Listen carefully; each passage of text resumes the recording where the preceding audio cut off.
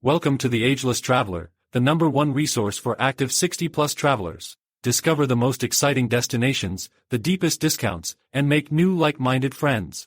Did you know that the NIH recently reported that travel increases your longevity? This episode of the Ageless Traveler is brought to you by Cruises.it, the most comprehensive ocean and river cruise site to book all your cruising needs. Receive the deepest discounts and perks beyond what is offered by the cruise lines themselves. Once you book, you are alerted if your cruise price drops, so you never pay a penny more than the lowest possible price. Now here's Adrienne Berg, host of The Ageless Traveler. Well, hello, this is Adrienne Berg, and this is The Ageless Traveler. I'm so happy today because, we talk about inspiration.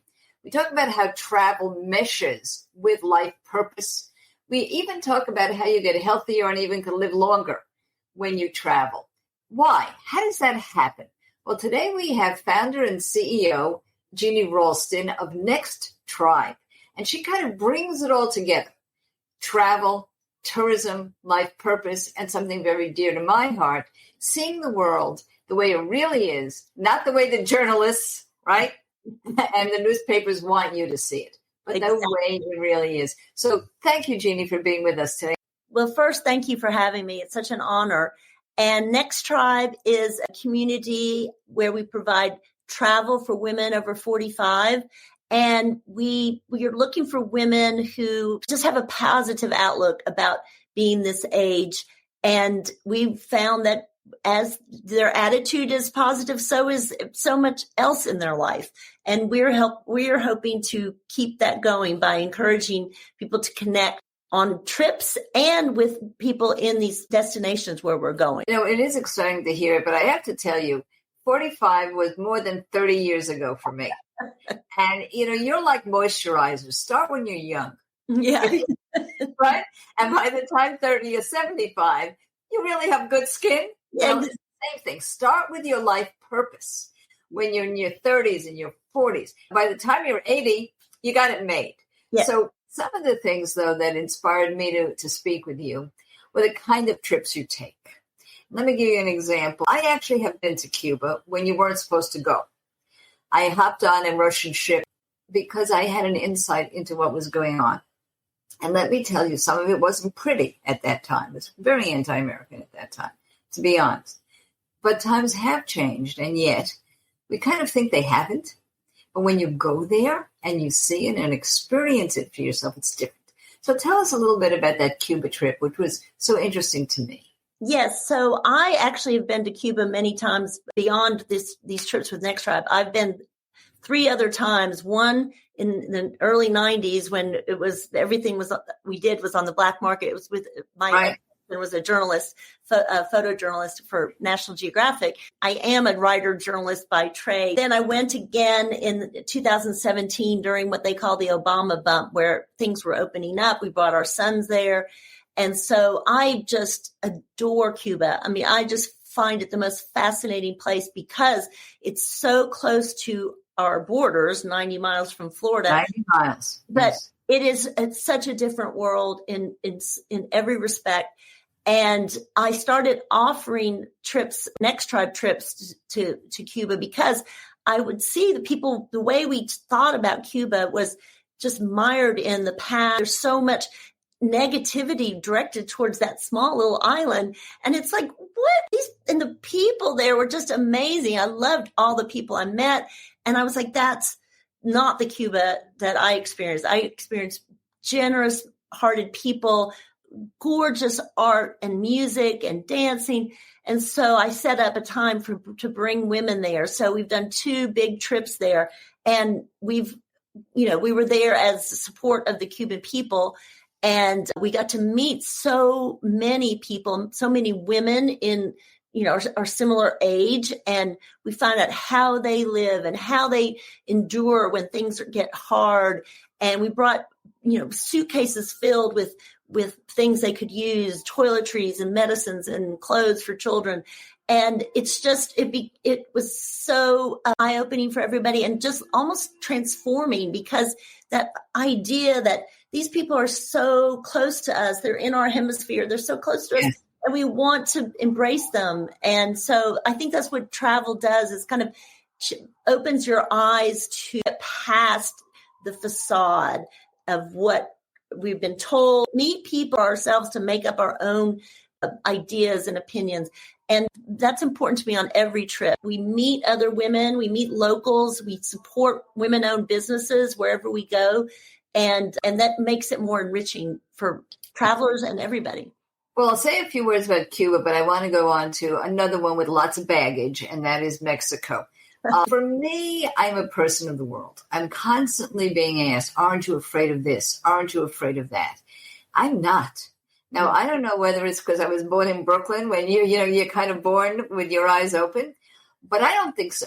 I think it's honestly because early in life I started to travel, and I saw the difference between the reality and what I was being told in almost every case. And I'm not saying that everything was better than I expected. Some things you didn't know how bad they could be. You got there and you saw what was going on. And I'll say that about Miramar. Miramar, and I've written it many times, it broke my heart. And I was on a pretty classy trip. But if you kept your eyes open and you didn't stay in the tourist parts, you knew what was going on, and it was awful. Yeah. So sometimes you see one reality. But with Cuba, I also went at a time when things were very anti-American. And yet, when we met the locals, when we met the people, we found out how generous they were.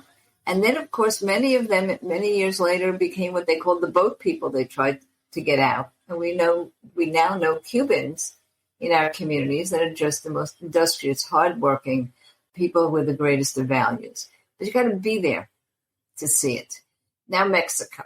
So I get my teeth, and listen to this, Jeannie. My dentist is in Tijuana. Yeah. Honest to God, we just did a whole show on dentistry in Mexico. And people think I have two heads when I tell them. And I have the best dentistry in the world. Yes. So you can't be afraid. But you actually lived in Mexico. So tell us a little bit about it. Well, I lived in San Miguel de Allende, which is up in the mountains in central Mexico. Well, it's the first expat community for Americans. Exactly. They're all aging hippies over there, the people my age.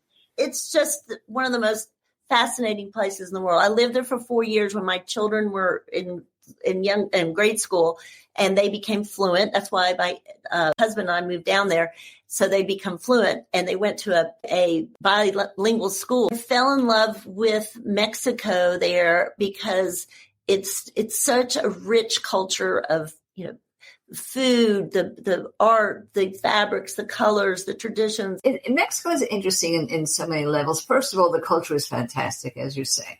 Second of all, it's a big country. Yes. And it's just like to say, if you've been to New York, you've been to the U.S. You have not. If you've been to, let's say, Acapulco, or you've just been to Cabo, you've been to Mexico. You have not. No.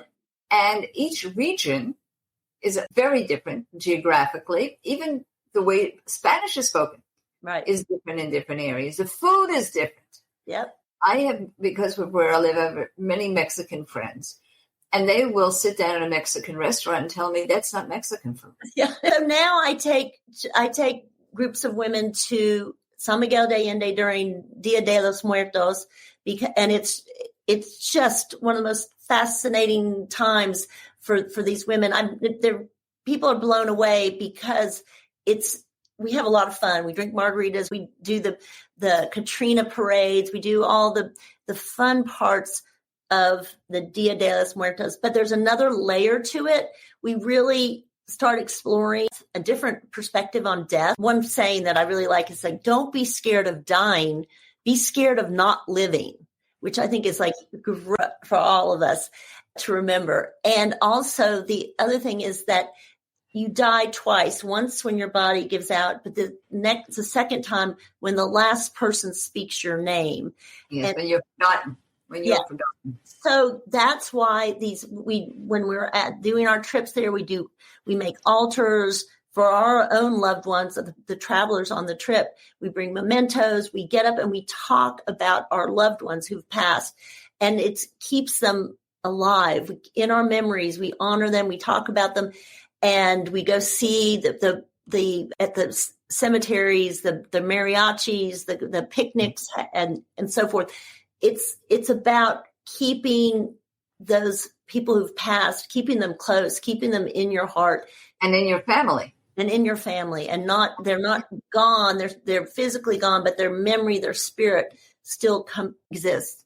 Yeah, they have a living influence. Again, two small things on my part. I volunteer here at the Art Museum in Palm Springs, and we have Dias de las Muertes every year, and we make our own altars. And we have a large community here of people who are Hispanic and Mexican specifically, but I brought my family pictures. And it was such a celebration.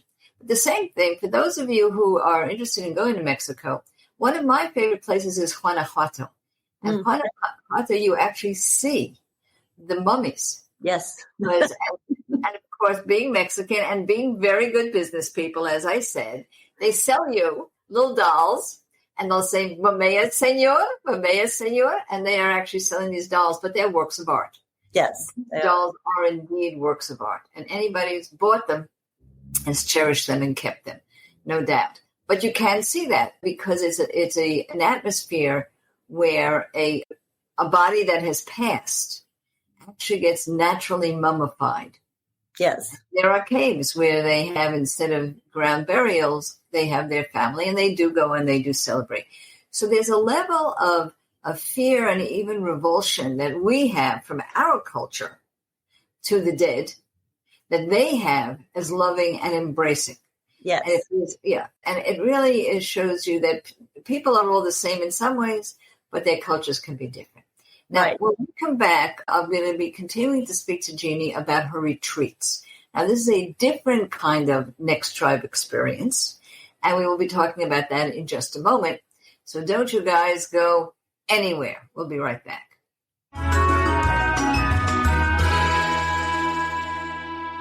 One of the things that you've told me over and over again is that your biggest barrier to travel is money. What else is new? Well, we have now affiliated and partnered with all the booking sites that you would be interested in. That's booking.com, that's hotels.com, that's Expedia, that's Guides, Get Your Guide, and of course TripAdvisor, the big one. So if you are going to be booking, you're going to want to use the links that we provide for you because there are discounts there. There's also ease and convenience. It also does something for all of us.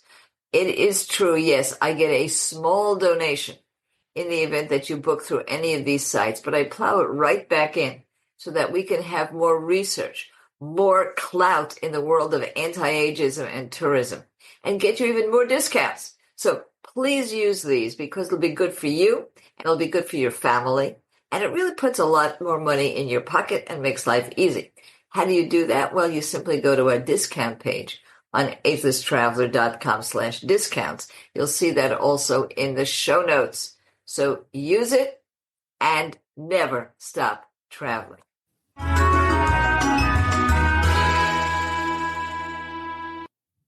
And now we are back, and we're here with Jeannie Ralston, and she is the founder and the CEO of Next Tribe. And for those of you who don't know about Next Tribe, please look at our show notes because we'll have a URL there. You'll be able to go there. You become really upfront and personal with what they're doing. But it's really a woman-to-woman experience on two levels. The women who travel with Next Tribe and the women that the travelers meet in other countries. So there's always a really wonderful intergenerational, co-generational experience and co-cultural experience with Jeannie. So Jeannie, but some of these things are different. You've created these transformative retreats, which is a little different than the sightseeing we were talking about. So tell us about that. Well, right now we just finished a retreat in Umbria in Italy, and it was all around creativity. As we get older, it's typical to lose your sense of play. You know, as children, whatever we play, we make something just to make something. You know, it doesn't need to have a point or, you know. You don't have to sell it. You don't have to go on Etsy. Right. A friend of mine has this amazing villa on the hilltop in Umbria. Condé Nast Traveler nominated as one of the most Instagrammable places, villas or houses to stay in the world. And we stay there and we have creativity sessions in this 13th century chapel that's been beautifully redone. And we take time, we go see Assisi, we see Perugia, different parts of the region. But those excursions from the villa are kind of to let the environment charge up our creativity. So it's all based on creativity and finding that in yourself again, whether you knew it was there or not, because everybody is creative in some sense. We just think it's important to be able to, at this age, to just say, I used to do this. Let's try this again. Or, to really plug into that part of yourself. And so we do that. And then we are actually doing a fall one in Umbria again, where we, in addition to doing some creativity work, we're going to be harvesting olives and going truffle hunting and that kind of thing. So it's a little different, but it's in the same gorgeous setting. And then we're doing a awe and wonder retreat on the island of Idra in Greece. And Idra is where Sophia Loren used to hang out, and Jackie O, and it's no car. Great wedding destination, by the way. A lot of people get married there. Oh, really? I did not know that. Very honeymoon oriented. So we're doing that in partnership with a group called the Nomadic School of Wonder. And that's run by one of the women who's helped start Meow Wolf, if you know Meow Wolf. I know it very well. So she is doing the Nomadic School of Wonder. So there's, again, it's working on creativity and awe and play, but, a different setting, they're coming at it maybe a different way than there are people who run our creativity retreats in Umbria. Women at this age, we've done a lot. We've raised families. We're starting to think more about what is it that I want to do in this phase of my life? What is this chapter of my life going to look like? And so we think these retreats, they're fun and they're good food, good wine, whatever, but they're also trying to help you find that answer to what you want this chapter in your life to look like. I should just say that one of probably the primary thing, I didn't mention this before, my primary thing on any of these trips, whether they're, we have a mission at a retreat or not, is to have fun. That is my job. So people are going on vacation. They're going on a retreat. They're going to work on finding their own creativity. But I want them to have a great time, enjoy themselves, dance and talk and just laugh. Well, I'm going to take a second, and this was not planned, but you mentioned Meow Wolf, and not everybody knows what it is, and it actually is a very important part of transformation. So let me explain. Meow Wolf really is a wonderful place for the whole family to go. There's one in Santa Fe. I've been to that one. There's one in Las Vegas. I've been to that one. They're coming out all over the country, actually. And what they are is immersive experiences, each one a little different. There's a background story to each one. But you do a lot of things you didn't think you could do, almost like Alice in Wonderland. That's what it's been for me. For example, I crawled through a fireplace, and I end up in another world of beauty and music to continue my journey. And then you have choices. You can go through a door. I've been through a refrigerator. I opened up a refrigerator, and there it said, "Come in," and I did. Now, what does this have to do with retreats? Well, there's something called the Modern Elder Academy. That was started by Chip Connolly. And he has a Santa Fe and a Baja venue. I've been to both. And Meow Wolf is actually creating for him, maybe Jeannie knew, maybe she didn't, a place there, which actually starts from your birth. You're taking the journey from your birth all the way to your demise. Yep. It takes a little something to go through this. But I've been through the space, and it's that kind of journey. The other ones that are more commercial are just a whole lot of what Jeannie would call fun. Right? So the fact that you are getting the designer or one of the designers from that to put together a retreat, in my mind, is a big deal. And I wanted the people who are listening, who may not be familiar with that kind of experience, to know what you are getting yourself up to. Yes. That sounds wonderful. And again, I wanted to emphasize, because people think, I have to be an artist to go on these retreats. No, that's not the point. The point. Maybe you shouldn't be an artist. Maybe it's better if you're not a serious artist. Exactly. There's just so much to discover in yourself still. There's still a lot that you can find in yourself, even at this age. So I think that's what's so remarkable. And I'm going to ask you a personal question. When you say an artist, do you mean a fine artist, or what if you're a poet, or you got words inside you? What I'm saying is you don't have to be any kind of label. You don't have to fit any kind of label of what creativity is or what artist is. You yourself, as you are right now, anybody out there listening has creativity inside them. It's just whether or not you've found a way to release it or a channel. And that is what these retreats are about. And the ones that we talk about that are creativity retreats in that ilk. But because I truly believe that everyone has something in them that's wanting to get out, and now's the time to do it. I mean, you've raised your family, whatever you've done. It's not now when. Exactly right. So when we come back, I'm going to ask you how you got to this place. Now, you did mention that you were a journalist, that you've been on press trips, you worked with National Geographic photographers, etc. But there was a journey in this for you as well. Yeah. So when we come back, I'm going to call it Jeannie's Journey. And we're going to look at Jeannie's journey. Don't you guys go anywhere, because that journey will inspire you to make your own journey.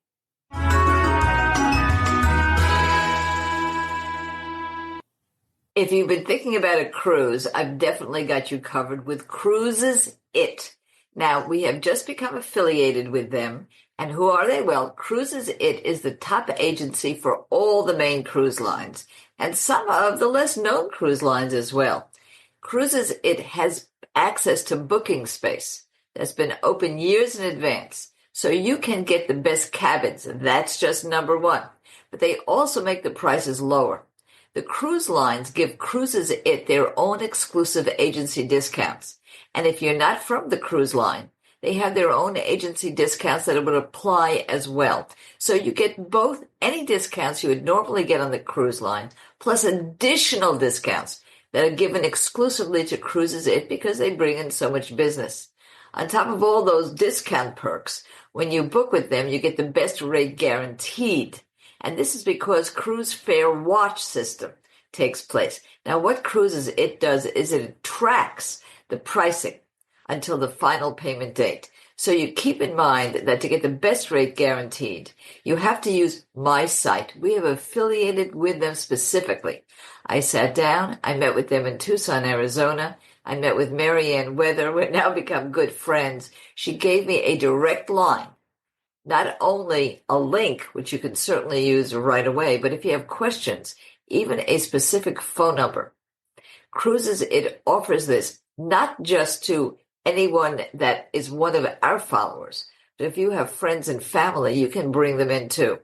So just take a look at the show notes and you will see our dedicated phone line and our dedicated link. Happy sailing.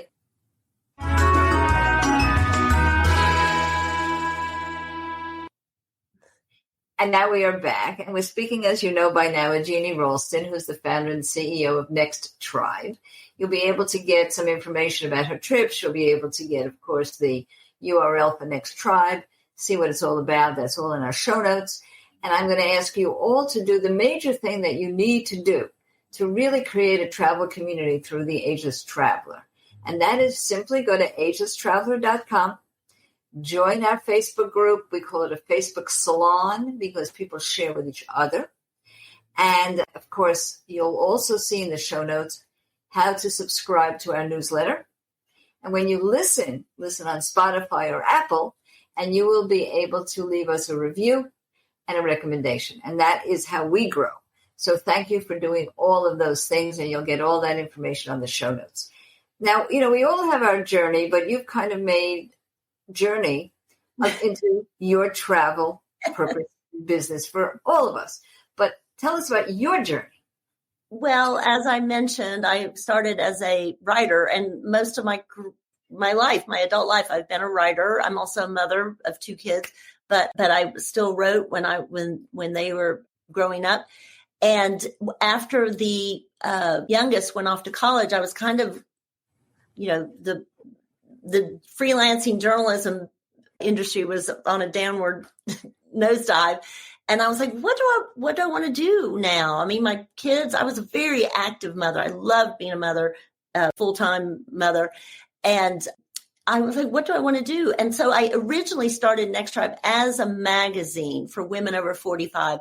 And because I didn't like the way most publications approached women like me. We were either already done or they were too earnest, too rah-rah, or too woo-woo. It's like, I want a place that recognizes me as a woman who I have lots of friends and I still laugh and drink a lot and maybe too much. I'm still inside the same person. I have the same kind of interests and desires and so forth. And so I started the magazine with that attitude, and I got some really great writers from my own writing background, from New York Times, all the women's magazines, travel magazine. People used to say, you'll never be able to make money from a digital magazine. And I'm thinking to myself, I'm going to figure out a way. I'm going to figure it out. I know I can. But guess what? I couldn't. Yep. You can't make money as a digital publication. So, but what I realized at some point, we had started offering trips as like a side thing. Right, just because it was, again, fun. It was fun. Good idea. I took some people to my favorite beach in Mexico. They loved it. Then I took people to Charleston, South Carolina, where I have roots and a lot of experience. They love that. So I started adding a few trips a little along the way. Probably it was like 3 years ago that I really came to understand I can be a sustainable business as a travel company. And so we moved the ship. We were a magazine that offered cool trips. Now we're a travel company that has a cool magazine. Has a cool magazine. We still write articles. Most of them now are devoted to travel and that kind of wanderlust and those kind of things, or more practical things about traveling at this age. One other thing that we have, you were talking about community, your community of ageless travelers. We have a community of Next Tribe. We have memberships and we have small groups in different cities. So people, even because we recognize that not everybody can travel and bond that way that they do when they're on a trip. But if you have a local group where you've got similar, like-minded women, you can create that same kind of bond, that same kind of experience in your local community. So that's growing as well. I'd like to stay with that for a moment because I have been fascinated by how you've been able to have and perhaps train and mentor. I think mentor is a better word. People in different locations, women in different locations, to take leadership in their community. And that to me is also part of Next Tribe. Yes. Yeah. Now, this isn't so easy to wrangle a person who is so proactive and such a self-starter that they take on their community, bring people together. I have been studying for many years something called positive deviance. Positive deviance started at Tufts University in southern Vietnam with a couple of researchers who were supposed to try to help children that were underfed. And they had absolutely no budget. And they actually went to Vietnam, and what they discovered was some of the children were fed well, did have nutrition. So instead of looking at those who did not, they took the leaders, the mothers, we talk about mothers, who knew how to take some of the most primitive foods from the water, little shrimps, and feed their children that, because it's high protein food. Keep in one home children thriving, when in the home next door, children were starving. Wow. And they took those mothers and they had them be the educators. They educated, and not one of those villages had a nutritional problem. Wow. That's a great story. Wow. It is the greatest story on earth, and it's called Positive Deviance, and they brought all of these know-how to the U.S. and to Pakistan and many places, and I'm a big, big fan. Positive Deviance. And when I looked at Next Tribe, that's what came to my mind. Now, I know the deviant in me. Is that what it Yes. Oh, yes. The positive deviant in you. Absolutely. And not only that, the positive deviant in all the women in the locations that are willing to take on the idea that they will take this leadership, because most people are not. interested in that. They want it handed to them. My listeners, everybody listening right now, you're all a positive deviant, a positive one, because otherwise you're not listening to a show about traveling at any age, right? Exactly. You're unique, not necessarily a unicorn, not only necessarily just one, but pretty unique. So how do you support the women that take on that leadership for Next Tribe? Well, How do you need them to mentor them?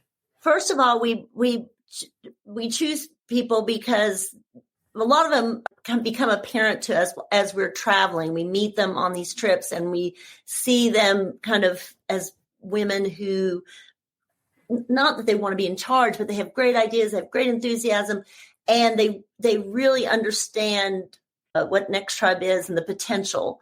I mean, that we see that. And so we just ask women. So it's an invitation. You submit an invitation. Okay. We submit an invitation. And I mean, every once in a while we'll put out in our newsletters, who'd be interested in something like this. And we have somebody on staff who's sold. She started the Austin group. So she still basically runs the Austin group. Marcelina Campa is her name. And so her role now is to help women get started in other locations. And that means she can help them with ideas for what to do. And it's not that hard from my perspective, because it's more like sending, we have members in all these cities and just sending out a note saying, we're gathering for coffee. Who wants to come? Let's go gather coffee. We also have WhatsApp. We have groups in WhatsApp so that, people can just communicate. Yeah, people can. And so maybe it's not an event that's generated by somebody who's in that leadership position. Maybe it's somebody who's just, I have tickets to this concert. Who wants to go with me? And it's more informal, but it's just a way to keep in touch with these like-minded women. And I think it's really important to say that these are, and going back to what I said at the beginning, these are women who think, I'm not done yet. I have a positive feeling about being this age. I have some creaks and pains, but I'm not going to wallow in that. I'm going to look for what is good about being this age. So if you can get those kind of women together, they feed on each other, and it can create a whole different sense of what it is to get older. And of course, for me, I have many friends, and I'm very fortunate to have friends who are in their 30s and friends that are in their 80s. I just met a woman. We became good friends. I didn't know how old she was. Turned out she was 91. Oh, yeah. So I call this all the fungible generation. You don't know who's who. Yeah. Right. And I always ask, if you didn't know how old you were, how old would you be? Yes. So, and it's just a wonderful new time of life, and it is a new perspective. And it is a new way of traveling, too, because my particular group have been to many places. They don't need to know what to see in Paris. Yeah. They can tell you what to see in Paris. So, my listeners are interested in what is unique, what's exotic, what they haven't been able to afford to do. And now, of course, we show them and teach them with our books like Luxury Travel for Less, and by introducing them to people like you, like Next Trip. So I thank you so much. Before we go, what is your next trip? What's next trip planned? I'm leaving tomorrow for Ireland. On your own on that, or is that a group trip? It's a group trip. Yeah, we have a group trip. A sold out trip, and then I have some time in Scotland, and then we have a group coming into Scotland. So those are the two trips coming up. But then we have Colombia, we have Iceland, we have Portugal, coming up, and even some domestic trips. We do have domestic trips because we know shorter trips because we know that some people can't make a big commitment like that, or they don't want to. So we have like we go to Colorado and do all this like summer camp for grown women, like doing all kinds of fun things. And then we have a trip to Seattle, went to Santa Fe. So we do some local trips. But again, we're introducing you to interesting women in these cities. And one of my favorite things is to get into the homes of people in different cities, because I think we all like to see people live. I call it real estate porn, but don't say I said so. And for everybody else, we are going to be doing in June a couple of different live streaming seminars. One of them is going to be how we at the Agents Travel support you if you go on trips anywhere in the world with Next Tribe or anyone else, because we have such a great advisory board that helps people that are concerned about their mobility, or they don't have a companion to go with, and they're worried about solo travel or even solo group travel. And we consult and we support you in all of that. And we really help you make travel a lifestyle. So thank you, Jeannie, for being one of those people that helps us do just that. And to everybody else, please, please go and subscribe to our newsletter and never stop traveling.